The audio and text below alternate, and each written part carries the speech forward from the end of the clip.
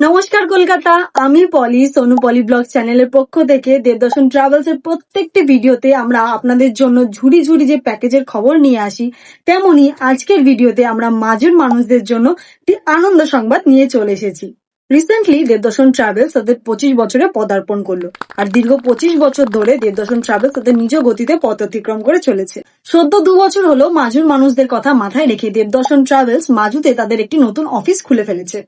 টানা সমালোচনা ও নানা অপ্রীতিকর পরিস্থিতিকে চ্যালেঞ্জ হিসেবে গ্রহণ করে পাপিয়া মাঝি একজন মহিলা হয়ে কাউকে তোয়াক্কা না করে সুনামের সঙ্গে কিন্তু দেবদর্শন ট্রাভেলসকে এগিয়ে নিয়ে চলেছে। দেবদর্শন ট্রাভেলস মনে করে তারা যে প্যাকেজগুলি দিচ্ছে সেগুলি অন্য সংস্থার তুলনায় অনেক বেশি লাভজনক। তাছাড়া কোনো সস্তা বা কিস্তিতে দেবদর্শন ট্রাভেলস বিশ্বাসী নয়, বরঞ্চ তারা বিশ্বাসী কোয়ান্টিটি থেকেও বেশি কোয়ালিটিতে। তাহলে আপনাদের একমাত্র সঠিক ভ্রমণের দিশা দেখাতে পারে দেবদর্শন ট্রাভেলসই। তাহলে এক্ষুনি গিয়ে দেবদর্শন ট্রাভেলসের থেকে আপনার স্বপ্নের ডেস্টিনেশনটি বুক করে নিন। ধন্যবাদ।